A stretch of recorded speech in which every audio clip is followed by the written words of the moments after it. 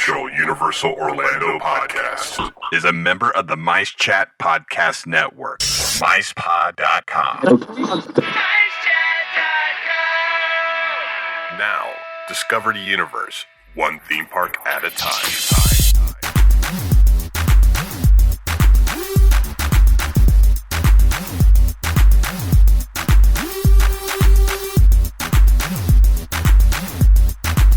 Greetings, Universal fans. It's time for another unofficial Universal Orlando podcast, bringing you all the news from the Universal Orlando Resort and Universal Studios Hollywood, Singapore, and Japan. Hello everyone and welcome to episode 97. I'm Lee and the show is brought to you as usual by MiceChat.com and sponsored by Fairy Godmother Travel. Joining me around the horn tonight is my good lady wife Tracy. Hello. The cool dude that is loved up Darren. Yo. And of course the indubitable Hunter.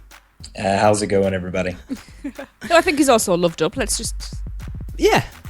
Oh, he is. Oh, he is loved up, isn't he, Hunter? Haven't you just moved in with your girlfriend?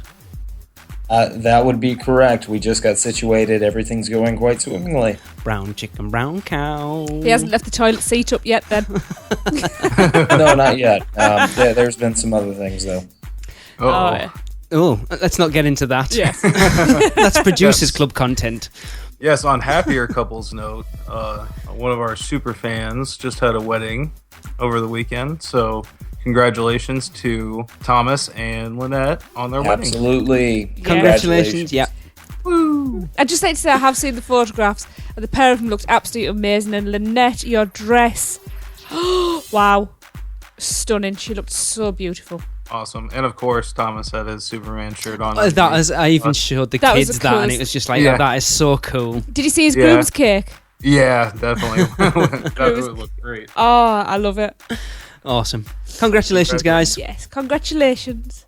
Congratulations. Right, before we get started on the news and stuff, we have a little request from one of our listeners. All right, so I'm going to read off the request. It says, "Hi there. With Halloween Horror Nights nearing, I wanted to share a small story and request. I'm a big Halloween Horror Nights fan. The first time I've been was in 2002, and I'm therefore a big fan of the icon of that year, the Caretaker. Loved the event so much that I had to go back a couple times. Unfortunately, being born in the wrong bloody country called Belgium, I can't go every year. What I did do was following the event on the forums. The fun thing about this is that Universal does take notice of their dedicated fans. In 2004, they did the event in both parks. One of the scare zones was the Fright Yard. Here they added banners with names. These names were once from a Halloween Horror Nights dedicated forum, with my name, Ghost. So one could say for a brief moment of time, I was part of the park, although most people might not have even known it. I honestly don't. That was the year, the only year we've been, and I don't remember that. Mm-hmm. No, I don't. I remember the Fright Yard, but I don't remember much about it, to be honest. First time I ever read about this, so that's pretty cool, though. Yeah. The sad thing is that I could not have been there the year to witness it. I used to have a picture from it, but after a PC crash and the stupidity of not doing what I say to all others what they should do and always have a backup, I don't have a picture anymore. If you know or find anybody who has a picture of that scare zone with my forum name, I would love a copy. And of course, that's from Andy from Belgium. So if anybody can please help us out and help Andy out, please email us at podcast@uuopodcast.com. Unfortunately, we can't because I never took the camera into the park with us that night. No. Yeah, and I did I did see this email, and I did a little bit of searching and, just trying to find photos from the event. Found a lot of photos from the event that year, but I have not seen any of that specific scare zone. So, yeah, if you come across it or if you have any pictures from the event, let us know. Definitely. We could even share them on the Facebook page as well for a bit of a nostalgia trip. Yeah. Yeah. Actually, for us, because like I say, that was the first year we went, or the only year we've been. I was going to say, have you been again? No, not until next year. Cool, right, so we shall move on to the news. Right, I shall start then. Now, as we all know, last week was the media preview event for the Wizarding World of Harry Potter Diagon Alley. And I'm absolutely certain We may be talking about that in length over the coming weeks. What do you reckon? Well, everybody else is, so why not? Yeah. So this episode, we're not going to focus on it too much. What we will say is, though, make sure you join us next week as we have Jim Hill back on the show to talk with us about the event. Woohoo! It's been far too long. Super excited, man. Yes. But for today, Lee had the opportunity to sit down with one of the winners of the Today Show sweep, so it's over to you, Lee. So yes, I'm joined by one of the winners of the Today Show sweep and one of the first members of the public to set foot in the new wizarding world of Harry Potter Diagon Alley, Katy Rogers. Hi, Katy. Hi. Now, for the benefit of our listeners, we have said that we want to keep this largely spoiler-free. Because, well, and not just for our listeners, for me, to be quite honest, because I want to know what's going on, but I kind of don't as well. So, first off, Katy, what were your overall impressions of Diagon Alley? Well, on the Today Show, we got there at 5 a.m. and we walked right in, and it was just overwhelming. It's exactly like the movies, just like the books, everything that you could imagine. It's just like the pictures that you've all seen. When you walk in, it's overwhelming. I'm actually quite interested because we're heading down to the studio tour in London in a couple of months. I'll be interested to do a comparison between the two. Yeah, I think that this one might be better. I haven't been to the studio tour in London, of course, but I know that a lot of the actors were mentioning that when they're on the set, it only goes to a certain height where the camera catches it. Okay. And in Diagon Alley, you get the full experience that you don't get on a movie set. That's very interesting. So now, as part of your visit, I'm assuming from your pictures that you got to sample some of the food and the drinks. Yep. How was the food, and was there anything specific that you would recommend for people? We got to sample the breakfast. That was part of our contest winnings. I had an American breakfast, so pancakes, and they had like a traditional English breakfast. They had a vegetarian breakfast. I think it was very similar to the menu at the previous Harry Potter park. Okay, over the 3 broomsticks. Right. Yeah. So I think it was pretty similar. I don't know what the other options are for later on in the day at different times. I know that they had the different ice creams that you could taste. I didn't personally have one of those, but I did try the elixir. And how was it? I'm intrigued. This isn't going to be spoilers. So explain that to me, Katy, how that works. I'm assuming the Gilly water is just bog standard water, is it? Yes, the Gilly water is just regular water. Right. And the elixir is basically this very potent sort of liquid in a vial that you get to keep as a souvenir. Cool. And they have different colors, and they're sort of mixed berry type flavors that you can they're already sort of pre-mixed, so you don't actually make your own combination. Right. And then they sort of just add it to the water, and it makes the water colored, and you just have to keep the bottles with the labels on them, which is nice. Is that it then? It doesn't do it? Because I know there's been a lot of speculation about whether it would like fizz or bubble, or it doesn't do anything like that.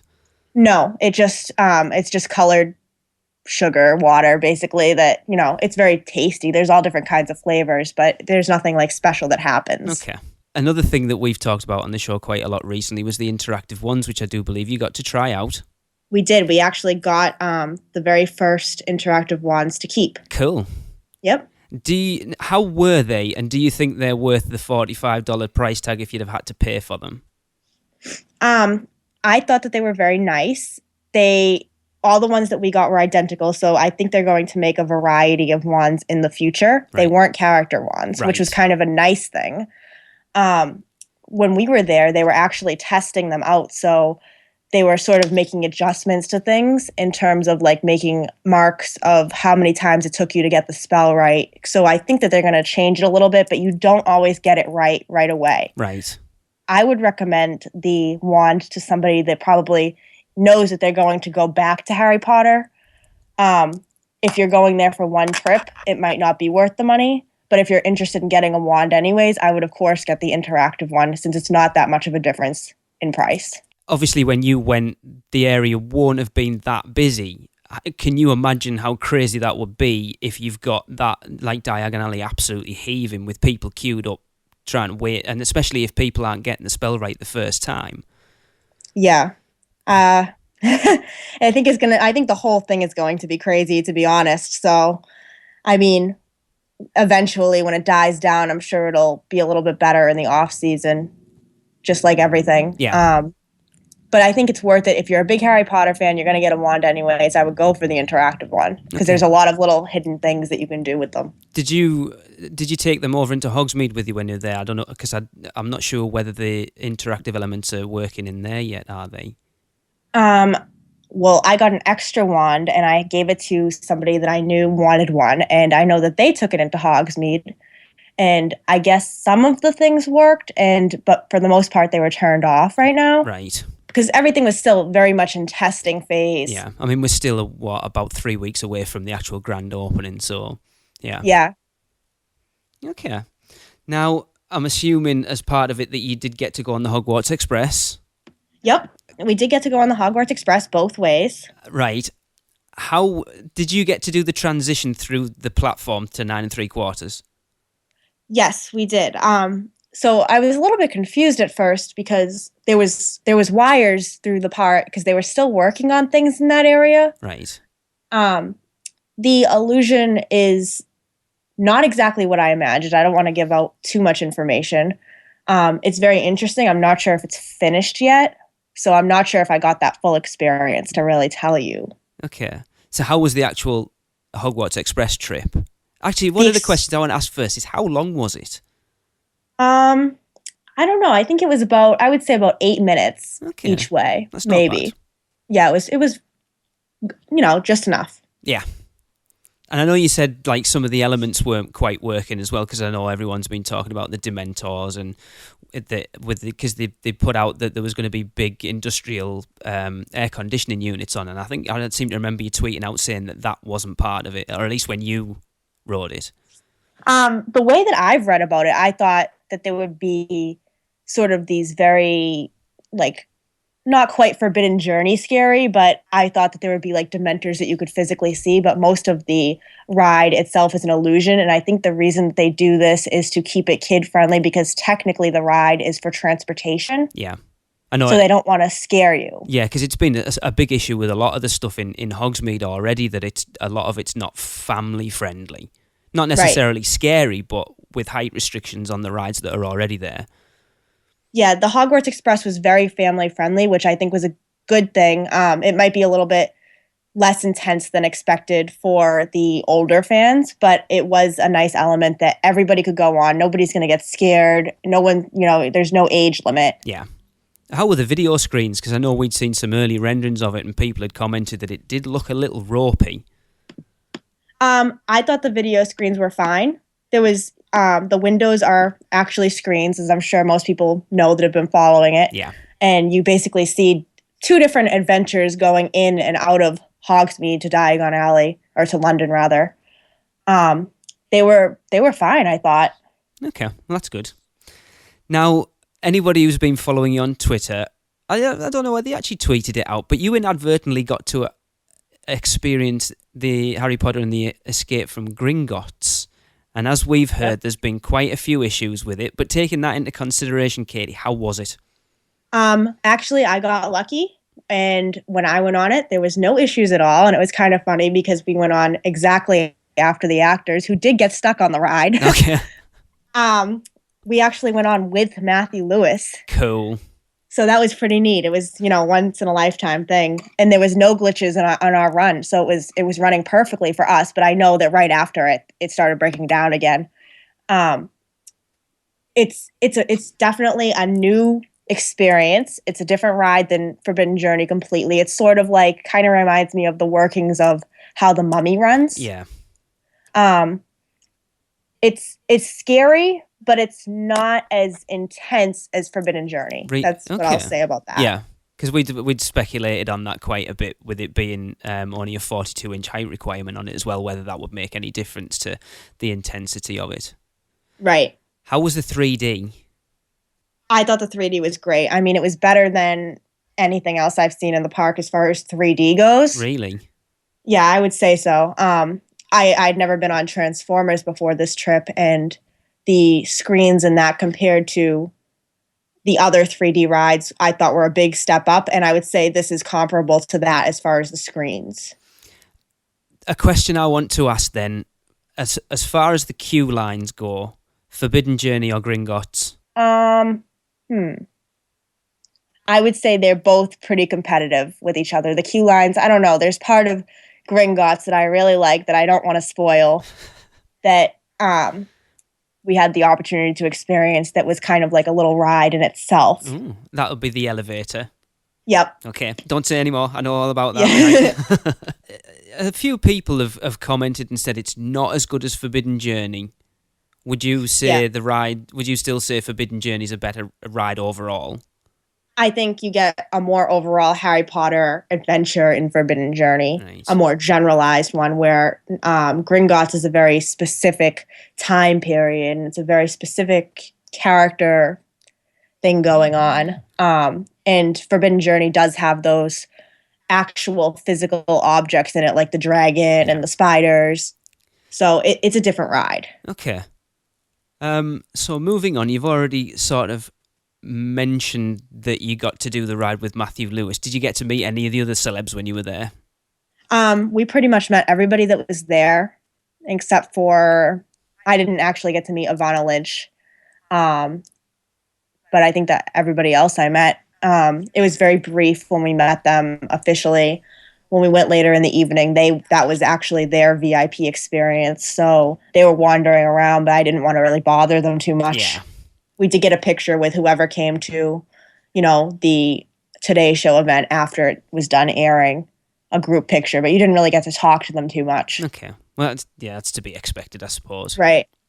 Now, something we discussed very briefly before we started recording was, we've seen a lot and heard a lot of what's going on in Diagon Alley, but the area that I'm probably most excited about is Nocturne Alley. Because there hasn't been a lot of information out there, I think a lot of people will be building that up. Is it worth the wait? I loved Diagon. I loved Nocturne Alley. It was very dark. It was darker than it's portrayed in the movies, I would say. Is it inside? Sort of. It has a type of sailing type structure around it that makes it permanently nighttime. Okay. But you still you're still outside technically. But it gives the illusion that it's always nighttime and it's very dark. You can barely see your hand in front of your face. That's what I was hoping for. Yeah, I could predict that a lot of people would be reluctant to go in if they're kind of easily frightened. That's good, especially when you've said sort of Gringotts is a more family-friendly thing, that they're still including something in there that is potentially a more grown-up type area. Yeah. It has its own shops, too, that exclusively sell sort of darker magic type things that you can't get in the rest of the park. Were you able to buy anything from the shops when you were there then, Katy, or not? I didn't try to buy anything, but another boy that I met there, he tried to buy something from the Weasley shop, and they said that he could not. I think probably from that point of view, they might be thinking, right, that'll be going on eBay tomorrow. Exactly. Yeah. However, in the evening event, you were able to buy things. So I think that they must have assumed that the later one has an upper clientele where they're not going to be trying to make a buck on eBay. Yeah, good point. Give us one detail that hasn't really been put out there, Katy, that you think will blow people's minds when they see it for the first time. I would say that there's a lot of details around, and there's a lot of signs that if you pay attention to them and you really sit down and read them, you kind of learn more about the Harry Potter world in general that you wouldn't have known from the books and the movies. Like, if you're interested in house elves, there's like a house elf placement agency, or you find out where golden snitches are made, and these types of details are all around the alley, and it's just how much you're paying attention that you catch these little tidbits. Cool. So it's one of those places that the more you go, the more you're going to get out of it. Yes, lots of detail. Actually, I've just thought of two more questions I need to add in that I think people would string me up for if I didn't ask. Is the dragon as impressive as it looks in pictures? It's more impressive, Really? I would say. Yes, it was very mind-blowing. I just hope it's something that they keep on top of and that does continue to breathe fire all the time and doesn't end up getting cut for budgets and stuff. Right. They didn't have it running too much, but they did have it running for special parts of the event. At night, that dragon, it's crazy. The whole alley heats up. Really? That's not going to be good in the middle of Yeah. Florida summer. And then the last one, did you actually get to see any of the entertainment performances, like the Tales of Beedle the Bard and stuff? I didn't see the Tales of Beetle and Bard, but I did see a little teeny bit of the other one. I don't remember what it's called. Was that We weren't. Celestina Warbeck and the Banshees, I do believe. Yeah, they were dancing and singing. They were recording the Tom Felton walkthrough while we were there, Okay. and they didn't really want us like in the image, so we kind of saw it from down the alley a little bit. But I did see a glimpse of it. And then finally, the question we try and ask everybody: your preference, Katie, for butterbeer, frozen or regular? Frozen. Yes. I gotta go with that because I don't like carbonated drinks, and that takes away the carbonation. Awesome. Well, Katie, thanks for joining us. No problem. So you've heard it here first. Diagon Alley opens on July the 8th, and it's awesome. Katie recommends it highly. Get yourself there. It will be worth the wait. So, Katie, there is your flu powder. Please step into the flames, or throw it into the flames first, and step in and say Diagon Alley. Diagon Alley. So thank you, Lee, and of course, Katie. Katie was awesome, and yeah, That was lovely. she was... I asked her actually off the air if she cried, and she said because she knew she was going to be on camera, she was like trying her hardest to make sure that she didn't tear up. Oh, bless her. I was like, no, I'd have been in floods. Oh. So sweet, though, right? Yeah. Oh. So yes, I'm sure you're all very excited to get into Diagon Alley, as we all are. I'm just assuming there, Lee, are you excited about Diagon Alley? I was excited before I spoke to Katie. After talking to Katie, I'm like, I need to go now. I can't wait until next year. Okay. Darren, are you excited? Oh yeah, definitely. Hunter? Oh, you have no idea. Yeah, no, I am excited. I'm not going to even pretend. Yes, so obviously we're all excited. You're all excited. Lee and I are going to try and stay as spoiler-free as possible, which will probably last about 10 minutes. And apparently we will not be watching any point of views of videos. That is a guarantee, right? That's a Whether we guarantee. hear stuff and talk to Jim about stuff, I will not watch any videos. That is a guarantee. Yeah. So do you have like a cutoff of what you will watch and what you won't watch? Of course, there's no video of Escape from Gringotts currently, but say, for instance, like myself, I'm not watching a walkthrough of the land, but I did watch the interactive wand exhibits. Yeah, I've watched like a couple of the videos that Universal have posted. Tracy, we watched them, with the Phelps twins and Yeah. Bonnie Wright. Yeah, I'll watch that That's type different. of stuff. That I don't count as a... because That's it more was like an advert. Yeah, it was more focused on them than the land itself. Yeah. Yeah, and both rides, if we consider the trainer ride as well. I mean, both of those are not really set up to be photographed. So, I mean, you got one is a 3D ride, and the other one uses those windows that, from what I've heard, like when people have taken pictures during like the press event and that kind of thing, it did no justice to what it actually looked like Yeah. in person. So, yeah, I think those things will be easy to avoid, and there's really no point in looking at those until you actually get on it. That's really going too far in the spoilers, I think. And I think Escape from Gringotts is in the same league as Forbidden Journey, in the league that it's pretty much unfilmable in a lot of senses. There's still plenty of POVs if you go on YouTube of Forbidden Journey. Doesn't mean they're worth watching. Oh, they're not worth watching, but they're there.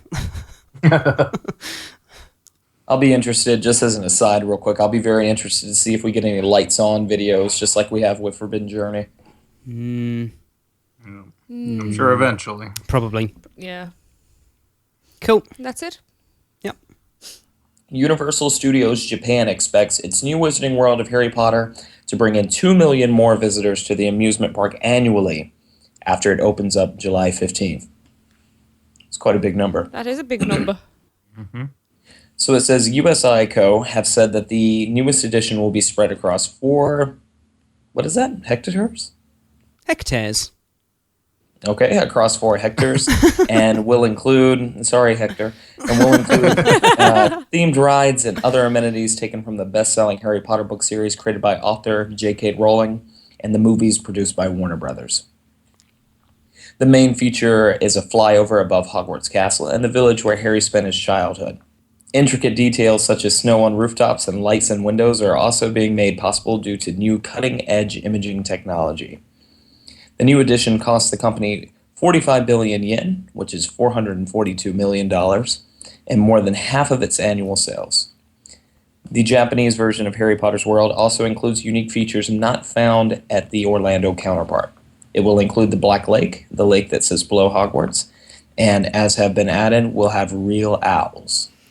And that Black Lake, I think I posted a picture on our Facebook page that the Universal Studios Japan posted on there, and it looks stunning with that Black Lake underneath it.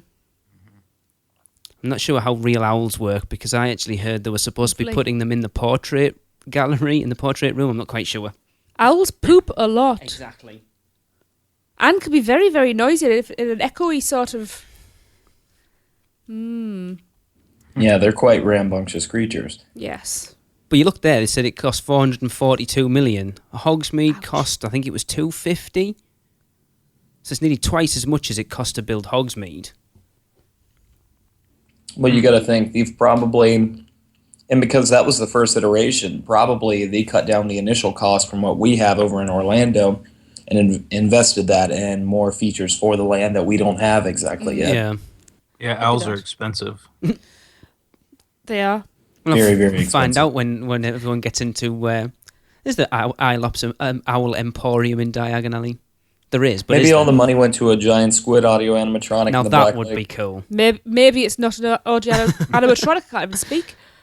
Maybe it's a real one and they're having to pay it. That's its food proper budget. fees. Yeah. I don't even know what squid eat. Krill and plankton. Yeah. What, a SpongeBob? I know. So visitors can also take photos inside a recreation of the train that Harry Potter first boarded to take him to the Hogwarts School of Witchcraft and Wizardry, which of course is the Hogwarts Express. However, we have the better version because it moves. Yeah. So even a restroom designed to look like the one used by Harry and his fellow classmates has been included. To avoid long wait times, visitors will be issued numbered tickets with specific entry times. Customers who do not want to wait can purchase an express pass. There are exclusive accommodation plans through travel agency JTB, and that will include express passes. Cool. I'm jealous. I've said for a long time they need to bulldoze the Discovery Centre and move Hogwarts down to where that is so it sits on the island's lake, and then have the first year boat trip across, that would be amazing. That would be cool. That would be very cool. Bloody Jurassic Park. Was that on the last show? Gregory gave us a quick review of the new Italian restaurant Vivo that opened in City Walk, and I had the chance to check it out this past weekend as well. With Greg again, actually. He liked it so much he had to come again. I went with Greg and my girlfriend Nina, and had a dinner. It was really good. The place itself reminds me of Anahito's, the interior, a lot. They even Anahito's has these like caged seats, kind of. It's really it's interesting. They've got like bars basically going up around the like a circular like bench seating kind of thing. Yeah, it looks. We've actually got. It might already be up by the time this comes out, but Jesse did us a video review of Anahito's and a walk around of the full area. And it looks stunning. Yeah, and this is like an Italian version of that. It's a lot like cleaner. It's all like, styled in Italian like modern kind of fashion. As far as the food goes, it's really good as well. They start you off with a big, huge loaf of bread. You can get as much as you want. We ended up getting 2. Compare that bread, Darren. How was it like to the rosemary bread that we had in Mythos? I like the rosemary bread better, personally, because I'm normally not a fan of like really like hard crusted breads. This is intended, for like the oil and vinegar and that kind of stuff. So, but it did come in handy later because for an appetizer we got the vasi, which are these like mini mason jars that have like kind of like a cheese, like a cream cheese kind of sauce.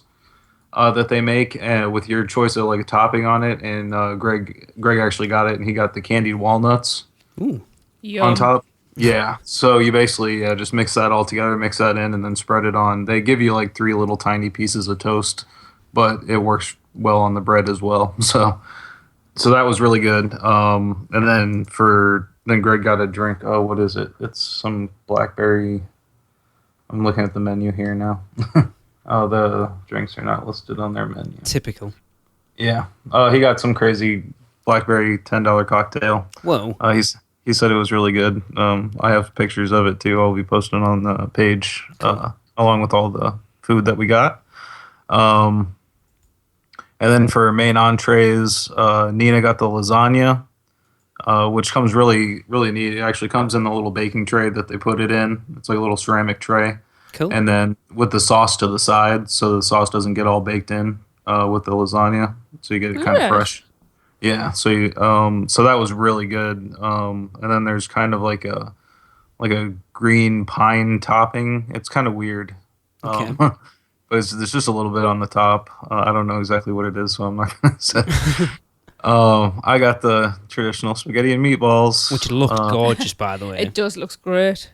Yeah. The meatballs are great. They make them there every day.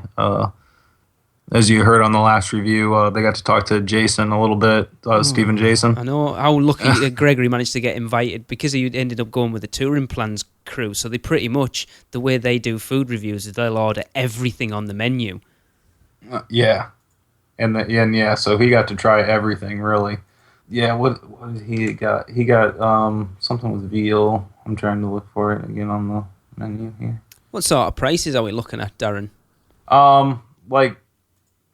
Basically, the entrees range from, $10.95 for I'm gonna butcher all these like I butcher everything. Tagliatelle and sausage, just like pasta and fennel sausage. That's like $10.95, all the way up to, and then everything else stays mainly in the $13 to $15 range until you get to like ossobuco, which is $31.95. Whoa. Mm-hmm. Yeah, and branzino, pan-seared meat as well. That's $27.95. The risotto's $26.95, which is crazy to me. But yeah, for rice. Yeah, but it's got slow braised short ribs in it and a lot of other things that traditionally aren't in there. So it sounds like a bit more of an upscale restaurant. Then did you get that feel from it? Yeah, the atmosphere definitely, and that was like one of the things that was kind of strange that they're probably still working on is they had the volume of the music up so loud that the waiter basically had to yell to let us know he was even there. So that got a little bad. But that's something that they're probably still working on and getting their levels balanced out. But no, it seems like they've got the menu split up so like you have that opportunity to have the upscale if you'd like. But then there's also, your affordable mid-range, $13 to $15 meals as well. Okay. And I think with either one, you'd be happy. It's kind of like Antojitos, but except for they just don't have the upstairs versus downstairs. It's all in one area, so everything goes on the same menu. Right. Well, it is good to see that they do have various restaurants, kind of like they do have an upscale restaurant and kind of a mid-range and a budget priced and everything like that, Yeah, when you look at once Hot Dog Hall of Fame opens, you've got like a quick bite to eat, and then when Bread Box opens, you've got those quick places just to grab something, and maybe even Red Oven. But then you've also got those places that if you live locally, potentially you've got some. Do you know what? We'll go out for a meal. Yeah, if you've and got make a birthday an effort. to celebrate, you've got somewhere decent to go in a theme park environment, which is really good. Like everybody always says that, like Disney has all that like the upscale restaurant, with places like the California Grill, and maybe these aren't on the same level as that, but they definitely seem to be making more of an effort to bring in a higher level of restaurant. Yeah, and I think you'll see that more with the Cowfish as well when that comes in. I think that's going to be another kind of dining experience. It can be again like they'll probably have affordable mid-range things and then also have upscale choices as well. We also had some dessert. I got these things that are they're called fingies. Sorry, say that again. Fingies. Right. Yeah. Okay. I hope I'm pronouncing that wrong. It's not how that's pronounced, but yeah. they're basically like a mix between like an eclair and That wasn't the one that's like part cannoli, was it? yeah, part cannoli, part eclair, basically. Yum. Are they as good as I think it was Derek and Gregory both said they were amazing? Yeah, they are very, very good. They definitely enjoyed those. Me and Greg split them up. Nina was full from the lasagna. She didn't have any of it. Letting the side down, girl. Yeah, but I mean, for one meal, and your pass holder discount works there, so make sure you show them your pass so you get your discount there. Good to know. The more you know. Yeah, so my meal by itself, just I had a soda to drink, and then just like my meal and the dessert was all together was $16.20 after my discount. So that is not bad. No, that's a couple dollars more than you're going to spend in the park. Again, it's like I said about Mythos. If you're willing to spend the extra couple of dollars, you can have like a much better experience eating at the parks. So, and this is another opportunity to do something like that as well. very cool. Yeah. Oh yeah, another quick mini review. Farmer Billy's Choco Bacon Bars from Springfield. Yeah. Ooh. I'm eating a piece right now. It is, it doesn't really have a whole lot of bacon taste to it. It tastes more like salted chocolate. Is it crunchy? Little bits and pieces of it are, but they're really tiny bits. Right. They cost $4.95. They sell it at the Quickie Mart. And if you're gonna get one, get it right before you leave the park, because they will melt in your pocket. Yeah. And you'll have to get another one. Yeah. What's the chocolate like? Is it? The chocolate is like American chocolate. So it's nasty then. Yeah. It's not great. Would you say it's the same chocolate that they're using in the chocolate frogs? Oh, right. That's it. I'm done. I'll just make my own instead. No, it's softer than that. Flavor wise, though, is it about the same? Yeah. See, I pretty much ate one of them by myself, and I was done about 3/4 of the way through. Yeah, but you carried on. Yeah, and I ate the chocolate allspark as well on my own. He's a trooper. Yeah. Life's too short for bad chocolate. Not when it's free. Yeah, but the bacon is candied. Bacon. Yeah, the Ooh. bacon is candied as well in there too, which doesn't really taste much like bacon after you do all that anyway. And then with the small tiny bits that they have in there, it just tastes mainly like salted chocolate, but Ooh. it's all right. I still have to try Give it it. to your friends for a gift. Yeah, it's not like something that's like so disgusting that you won't be able to you'll buy it for $4.95 and won't be able to eat it or something like that. Like scorpion lollies and things like that. Yeah. Exactly. So I went to the Tonight Show. I was supposed to go with my girlfriend, and she had to go to school, so she was not able to go. And then I was supposed to go with Hunter, and then Hunter wasn't able to go. And then I was going to go with, yep. And then I was supposed to go with Greg, and Greg was able to go, but he was not there at check-in, and we found out that everybody had to be present at check-in. Are you starting to get a complex, Darren? Actually, they were all just excuses. I'd have come if I could have done. But unfortunately, I waited around for a little bit. And we basically figured out Greg wasn't going to be able to get there, so I went ahead and got my ticket and went to check it out. And I actually had row B, seat 33, which is like as far front as you can get, and then all the way to the left, stage left. So I basically had the producers right in front of me in the producer box, and then one of the cameramen off to the side, and I was in a position where I could see what he was filming and everything. So that was pretty neat. Yeah. Cool. And then right in front of me was the desk and the couch. So I was as close as you could get, but not in a position where I could be on TV, unfortunately. Aw. So I don't have any memento of me being there. I like the back of my head in one shot. I could be like, "That's me. I promise. I'm wearing that gray shirt." But the whole experience was really cool. They had Rosario Dawson on. Oh, no, not jealous. I had Rosario Dawson's rather. Really? Yeah. Oh, that's news to me. Yeah, I don't mind me a bit No of wonder, Rosario Sin Dawson. City. Wasn't that the night that Fun was there as well? Yeah, Fun was there. They did not appear in studio. They were only there for like the musical act. Who? Fun. It's a band. Okay. Um, Never have So- made it over here.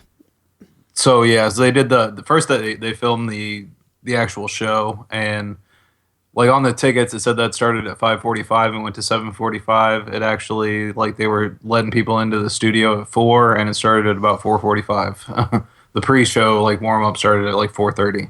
Right.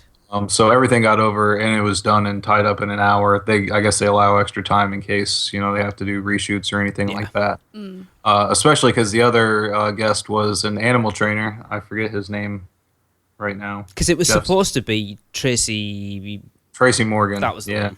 And he was still in the Yeah. hospital from his accident. So yeah, they had the animal trainer on, which actually turned out to be pretty funny. He brought out like a little capuchin monkey first, Cool. and that got the Oz, and then like a little a baby Siberian tiger, Wow. Aw. and then like an albino alligator, baby albino alligator, Okay. Wow. and that started to freak Jimmy Fallon out a little bit. But Rosario Dawson was actually holding him, and like in between when they do commercials, they actually take like 10-minute break, and she actually walked over to the house band, The Roots, and was like letting them all pet the little baby alligator and everything, check it out. So that was pretty neat. And he brought in a fully grown albino alligator. Ah. Okay.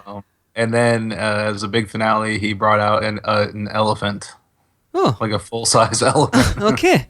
Where the Yeah. hell did they keep that to bring it into the studio? Yeah, I'm guessing Outback.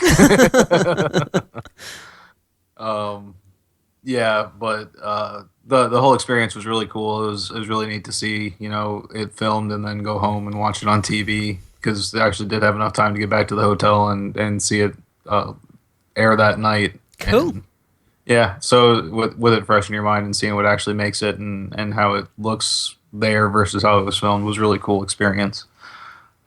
I have to say, the stuff they've been filming around the parks has been funny. We watched the Ollivanders experience, which was hilarious. That was the best, I think. out of Yeah. all the little segments they did. It was I funny. was crying at that one. Have you seen it, Hunter? I actually have not You yet. need to go and watch it. It's funny. Yeah, it was a great little segment there. I'm Are there a surprised. lot of Juan jokes? Yes, Yep. Okay. it's all Yes, about one the or two. one jokes. Did you get to test out the new Wi-Fi when you were there then, Darren? Oh yes. And I how is also- it? It is good. Happy to report that it worked pretty much everywhere. If I ever had problems connecting to it, I just turned my Wi-Fi off, turned it back on, and I was able to connect again. And that was very rare. I was there like 4 days in the park with it, and the other really good thing about it is it doesn't disconnect much at all, which is really what kills your battery, is when it's searching for the Wi-Fi again All and right. reconnecting. So I found my battery was lasting a lot longer than it normally did when it was just those like couple spots in the park where they had it. So it works inside the rides and the ride queues. Even in Transformers, it was working. So, That's good. and if it works in Transformers, it'll work pretty much anywhere. Yeah. No, that's really, because I know that's like one of the things that when we were at Disney last time, obviously they've got the Wi-Fi all over the parks, which was good for us, just for tweeting and Facebook and even like messaging each other if we got split Yeah. up or Yeah. whatever. Whereas Universal, I mean, we had the tablet, didn't we, with the Wi-Fi hotspot Yeah. on, but it was like if the battery died on that, we would kind of Up the creek. that's the one. Yeah, and it really eased up the network usage as well. So I was able to get text messages a lot better than I was able to in the past as well.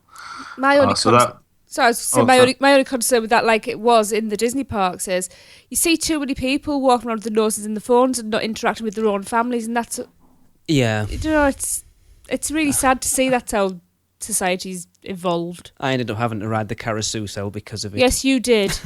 That was his punishment. Not because the carousel's rubbish, No, it's but because I it don't goes do round and round and Lee can't do round and round But I once because did. it make him sick. I did one fish, two fish twice, and the carousel, and I was fine. So Yes, maybe now I'm you can not do as much of a. everything.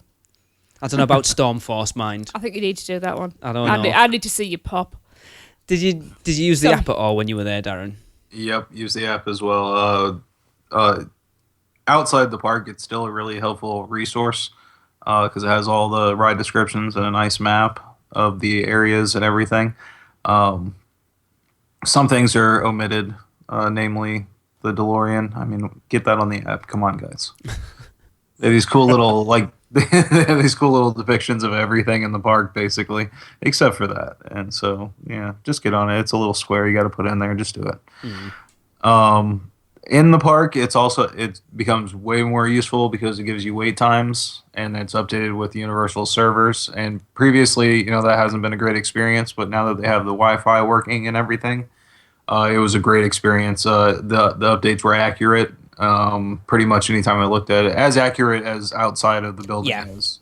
How accurate they are is anyone's guess. Yeah. Sometimes, yeah. I mean, it's generally around that area, but give or take 20 minutes up to like 40 minutes, depending on how busy it is. It's good though because those digital boards in the parks are sort of few and far between. Whereas literally wherever you are, if you're sat having your lunch, you might think, right, we're nearly finished. Let's have a quick look around the park, see what the lines are like, and decide where we're going next. Well, that's another thing. They just added a bunch of new digital screens as well. Okay. Right. On street corners, they're basically like they're horizontal widescreen monitors. Vertical. They've got it set up vertical, so you can. It's like a street post kind of thing where you can see, how much the wait time is for everything, and it cycles through. And since this is at Universal Studios, we didn't go to Islands of Adventure much, so I don't know if they've got them over there. Right. But it looked like it was there, in advance of the press events and everything that they were having during the week. I've been looking at those for a while now, but unfortunately it seems most of the times we're there, there's only the one at the front of the park active, and none of the other ones are actually running. Yeah, they've got one over by the what's left of Amity, the bathrooms. They've got one there for sure, and then they've got one other at the corner of Transformers, on the kind of the, what is it, like on the New York side. Right. Yeah. Because you remember the ones that they have over in Islands are kind of like, it's got the big Islands logo at the bottom. And there's one in every single land, but there's usually only one or two of them active. Yeah.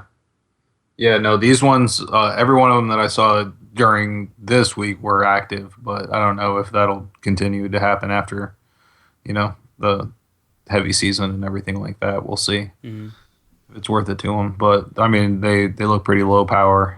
So, and like I said, they only have to cycle through like 3 pages to get through everything that Universal has. So, cool. Yep. Right.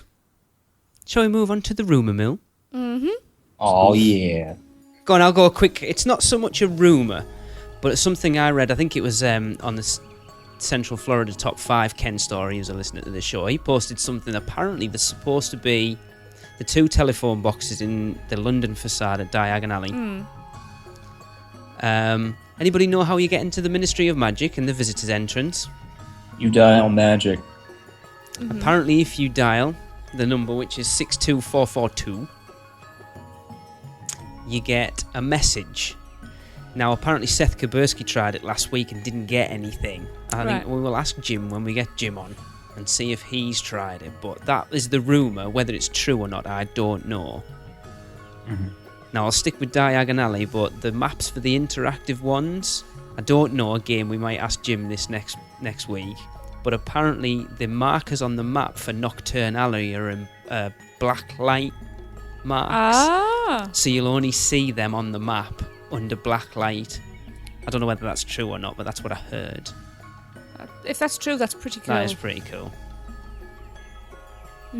Very cool stuff. Halloween Horror Nights. There will be 4 original houses and 4 independent properties this year. That's interesting if that's true then, because 4 originals are a lot more than they've done for a long time. Yep.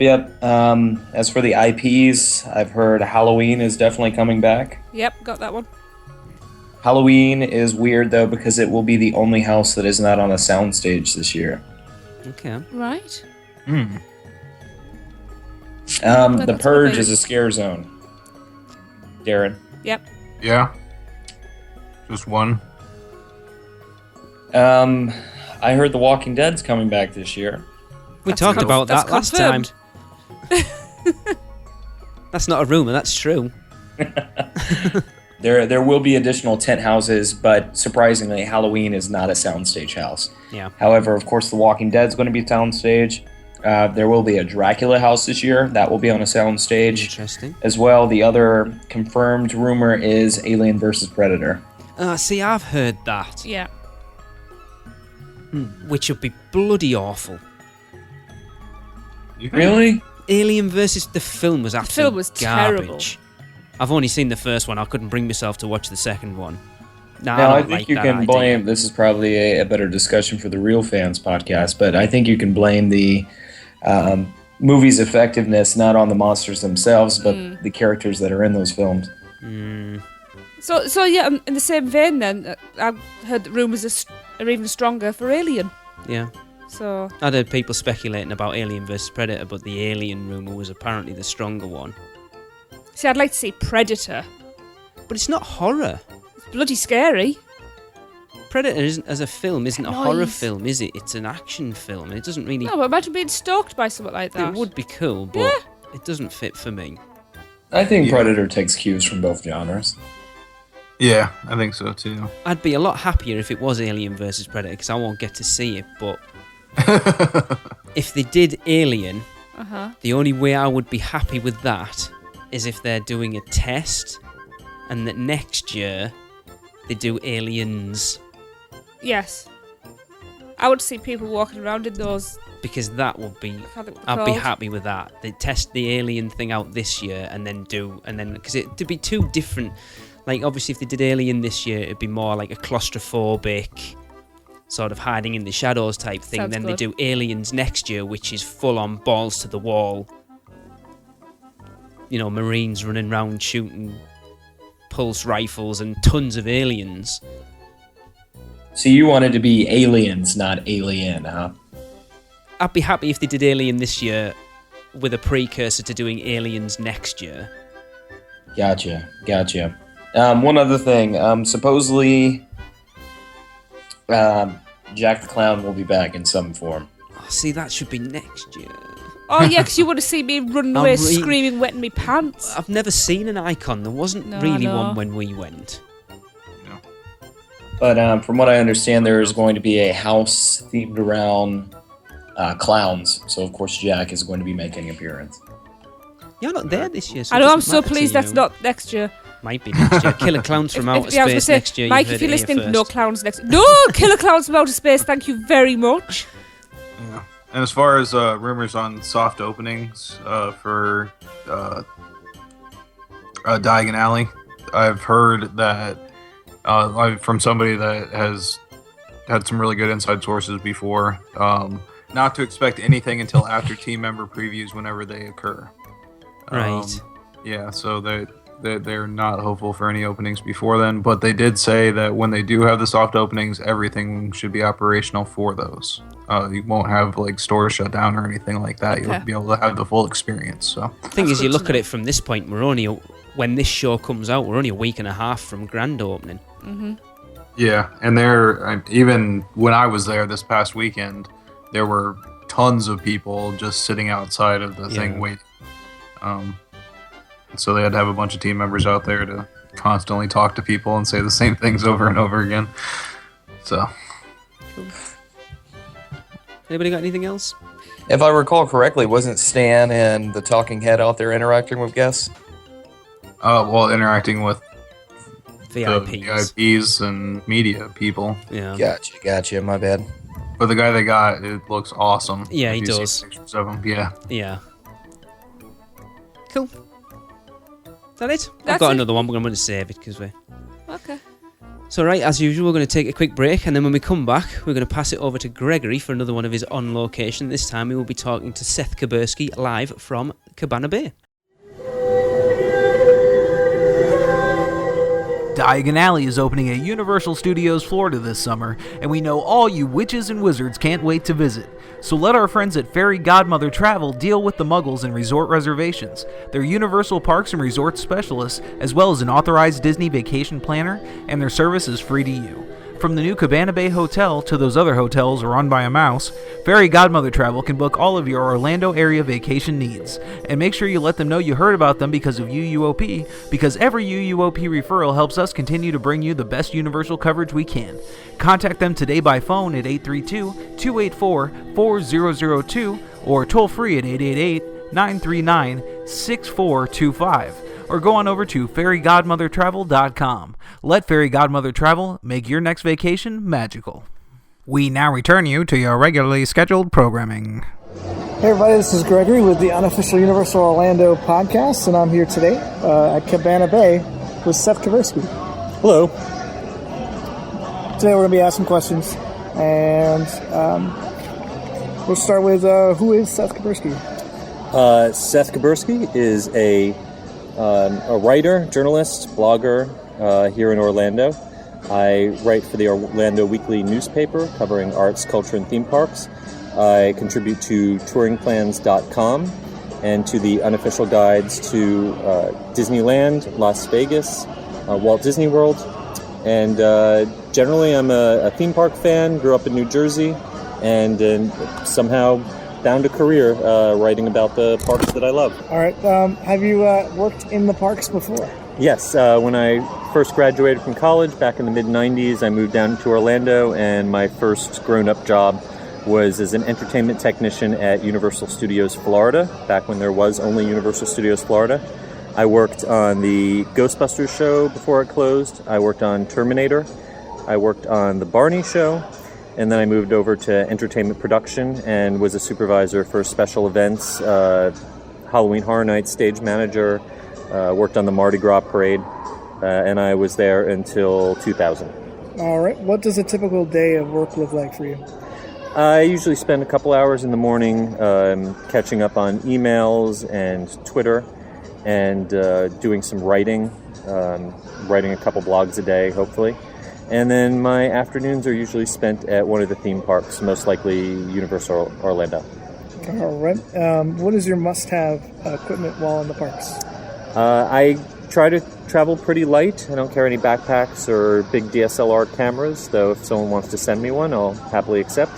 I do most of my work with my iPhone 5S, and so I usually just carry around my annual pass, my iPhone, and a backup battery for the iPhone because it eats power like you wouldn't believe. And the last thing I'd say would be a Ziploc bag to throw everything into so I can go on water rides without ruining my iPhone. All right. Technology is a big part of what you do. You obviously mentioned your iPhone. Where do you see technology going in the parks? Universal just launched their new app. Disney's got their My Disney Experience. Where is that going?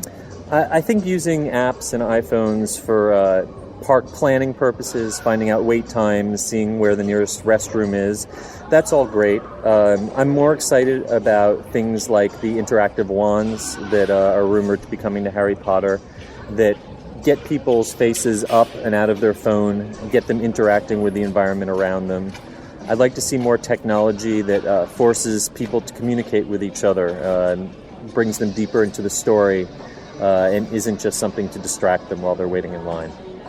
All right. Has the internet ruined the surprise elements? In terms of spoilers, maybe a little. I wouldn't like to say ruined. I think that while these days, we have a lot more information about what's going to happen before we go into an experience, whether that's a theme park ride or a movie, I think it's also helped build anticipation. Some people call it hype. But I think that the internet has really helped create this theme park community that's, bonded together, people all over the world who are really enthusiastic about something. And I think on the whole, that's a positive. You always have the option. No one's forcing you to watch that POV video. No one's forcing you to read those spoilers, no matter how tempting it is. So, the information is out there and available, and the internet makes that more accessible to a wider range of people. But you can still pretend that the internet's not out there and just go in blind if that's what you like. We all know food is expensive in the parks. It's probably one of the biggest parts of your budget besides, airfare and hotels. But has it gotten better in the past few years? I think that quick service food, especially at Universal, has improved. You see more and more people demanding something more than just a plain burger or chicken nuggets. You see a lot more food, especially with Harry Potter and The Simpsons, that ties directly into the intellectual property themes, giving us things to eat that we've, always seen on screen and always wanted to try for ourselves but couldn't. So I think quick service has probably improved.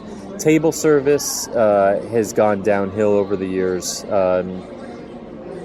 It's inconsistent, but for instance, Mythos, which used to rightfully claim to be the best theme park restaurant in the world, no longer is. And especially over at Disney, I think the Disney dining plan has brought a lot more people into table service dining who would not be there otherwise, and as a result of the demand, that quality and options have declined.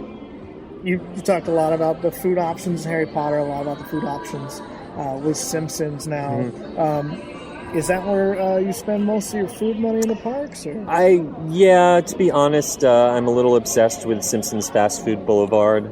It's hard for me to count how many times I've had the calamari, because I think that's probably the best fast food calamari I've ever had. And I also have invested way more money than I should into butterbeer. But that's okay. My general rule in the parks is never pay for soda, never pay for drinks, order water, it's free. But I make an exception when it comes to butterbeer. We're obviously enjoying some adult beverages here at Cabana Bay. Where's the best place to drink? We'll go parks and then outside. All right. Inside the parks, my favorite used to be Finnegan's over at Universal Studios Florida. However, they recently got rid of their happy hour for annual pass holders, which makes it a little more expensive to destroy my liver there.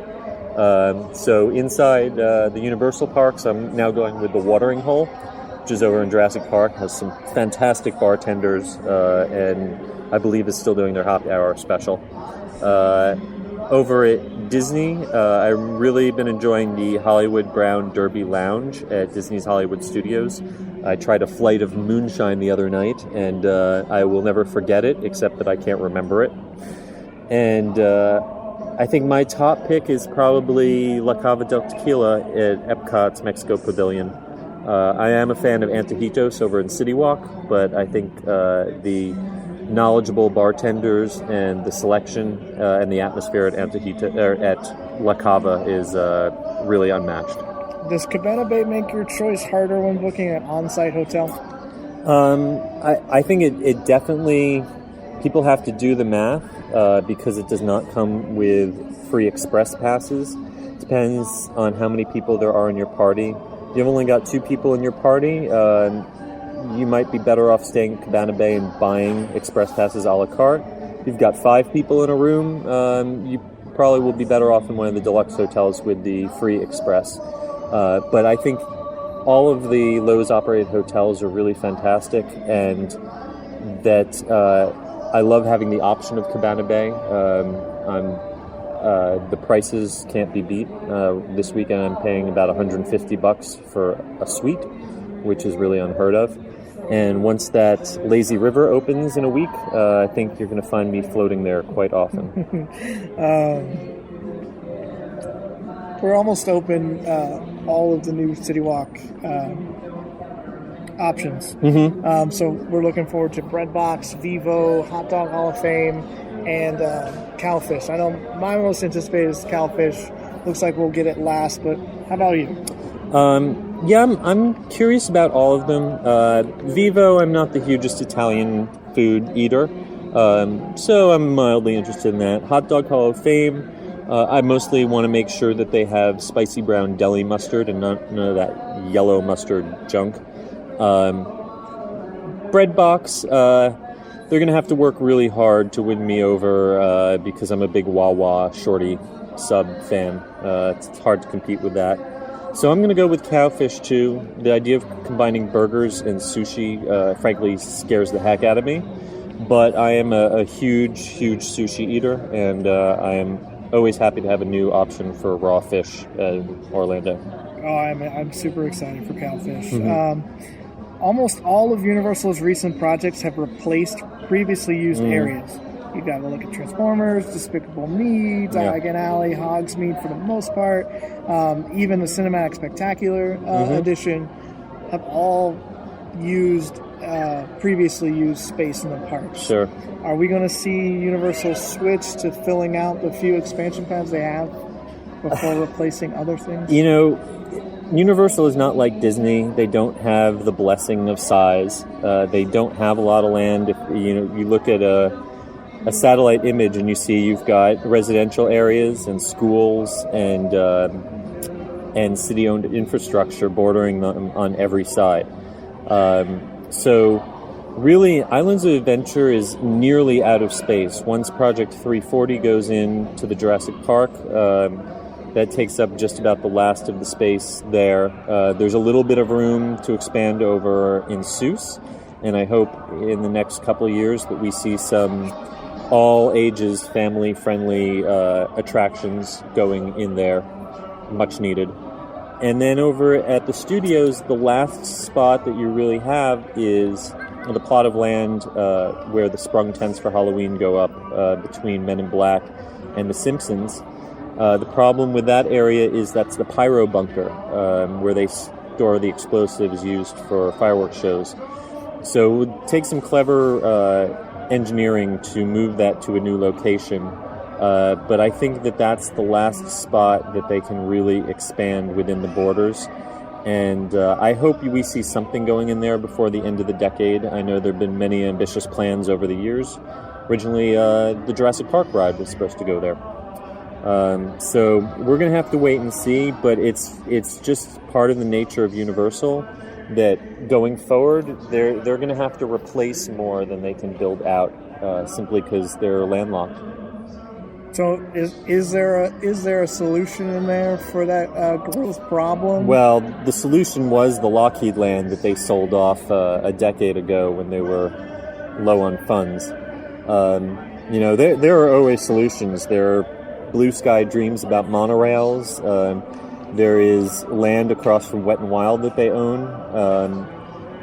But they're going to have to think outside the box because the space that is within the borders of what we now consider the Universal Orlando Resort is really limited at this point.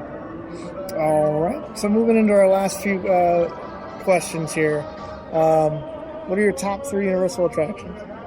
Well, this might change once Gringotts opens. But I'm going to have to put Forbidden Journey at the top.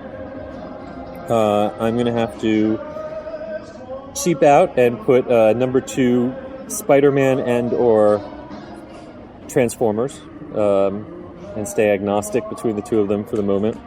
And I'd say my top 3 is probably rounded out by the Horror Makeup Show, which I think is the most underappreciated attraction in Orlando and probably my favorite live show in any park in town.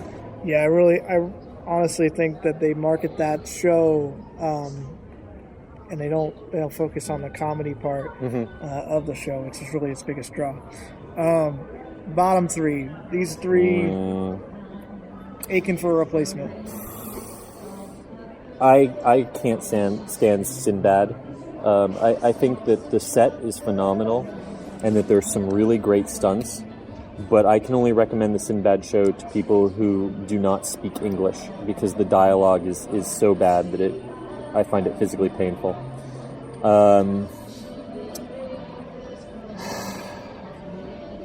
I'm also not a huge fan of Twister. I don't think it's terrible, but I think compared to other things that have gone into the parks in the last 20 years, it just doesn't hold up very well. It either needs a full refurb or a complete re-engineering. There's only so much entertainment value to be gotten out of watching the veiled hostility between Bill Paxton and his co-star, who won't even look him in the eye. And just for purely personal reasons, I have to say that it's time for Barney to go. I worked that show. I had to listen to I Love You, You Love Me 12 times a day, and that's one of the few attractions. Most attractions in the park I'll go and check out at least every 6 months just to refresh my memory. That one I can do every couple of years at the absolute most. One attraction no longer with us that you can pick as your favorite? One? I have to pick one? Just one. That's really cruel. It is. I got to go with King Kong then, because the first time I visited the park in the early 90s, that was the one that really blew me away, with Jaws a very, very, very close second. When I was an employee, I would often skip my lunch break, and instead of going and eat, I'd just ride Confrontation. So I'm really thrilled that some form of that is going to be returning to the park soon. All right, favorite attraction concept that never was? Ooh, favorite attraction concept that never was. I would have to say the Apollo 13 roller coaster, which was going to be a launched indoor roller coaster with extended periods of weightlessness. It was going to be one of the largest coasters ever built and completely indoors and themed. It was one of those things that was just so crazy it might have worked. I'd say a close second to that would be the original concept for Men in Black. Some small elements of it you can still find in the attraction. Originally, it was not supposed to be themed to the World's Fair of 1964, but rather to the Orlando International Airport. And you were going to take a monorail, just like you do at the Orlando International Airport, which would then get hijacked or take you to the Men in Black headquarters. So I thought that was a really neat concept. I've heard you keep track of this. What is the average number of steps that Seth takes while at Universal? Yeah, my average day at the park, if I'm just doing a loop around each park, is just under 10,000 steps. Halloween Horror Nights, when I just go around the park over and over and over again, some nights I've come close to 20,000. That's a lot of steps. It's really kind of sad. All right, so this last section, I'm just going to kind of give you an either or, all right. In some cases 3. Speed round, and that'll end this for us today. So, Bill and Ted of Rocky Horror. You might not know this about me, but I founded the Rocky Horror Cast here in town. I'm a big Rocky Horror fan, and I admire the people in that show, but I am not a fan of what they've done with it in the park, so I'm going to have to go with Bill and Ted. All right. Fire or ice? Front row ice, back row fire. I assume you mean Hungarian horntail or Chinese firebolt. Fire and ice, they will always fire. be. It'll always be fire and ice. Spider-Man or Transformers? Make an assessment. Transformers is more thrilling, but Spider-Man has personality. And to quote Jules from Pulp Fiction, personality goes a long way. All right. Sci-fi or horror mini golf? Ooh. Well, going back to the earlier question, the horror side, I believe they played the Time Warp on. So I think I'm going to go with horror. All right. Frozen or regular? Frozen. Add warm into the picture. Have you tried it? Yes, I had warm, and I really, really enjoyed warm. I still like Frozen better. I only want the warm when it's a really, really hot time of year, or really, really cold time of year, sorry. My everyday choice is Frozen. All right, Frog Fire or Spirit Rally? I love those frogs. Autobots or Decepticons? I'll go with Optimus and the Autobots. All right, One Fish, Two Fish or Twirl and Hurl? Twirl and Hurl, it's funnier. All right, Earthquake or Disaster? Ooh, I love Christopher Walken. I'm going to go Disaster on that one. All right, If I Ran the Zoo or Camp Jurassic? Camp Jurassic is the best playground ever. All right, Curious George or Fievel? Kill them both. Kill them both. Despicable Me, Minion Mayhem or Fantastic World of Hanna-Barbera or Jimmy Neutron? I wasn't a fan of Jimmy Neutron except for the chicken dance, which was just so perverse. You had to love it. Hanna-Barbera was great for its time, but it definitely showed its age. So I'm going to go with Despicable Me because the Minions are just so cute. All right, Macy's or Mardi Gras, just looking at the parade?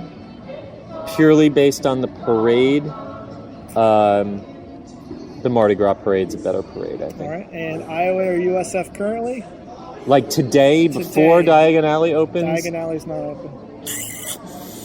Tough one, Iowa by a hair. Yeah. Ask me again in a week.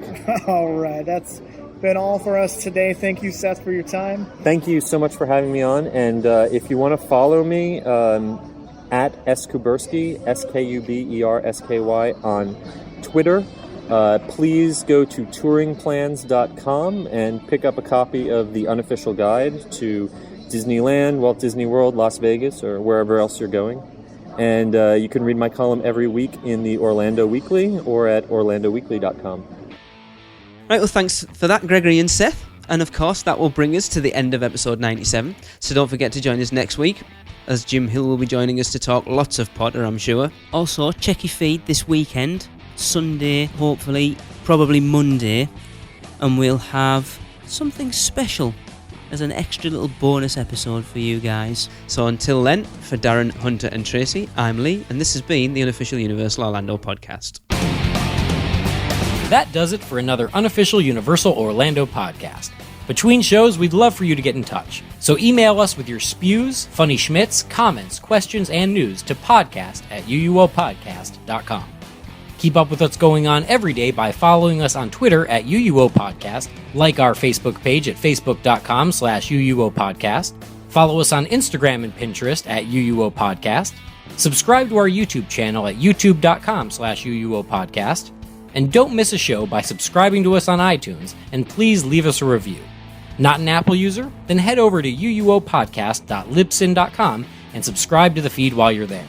You can also find us on Stitcher Radio and at micepod.com. Come find us on our partner site, micechat.com, join the forums, and say hello. So thanks for listening, and remember, be adventurous. This has been a micepod.com presentation. MiceChat.com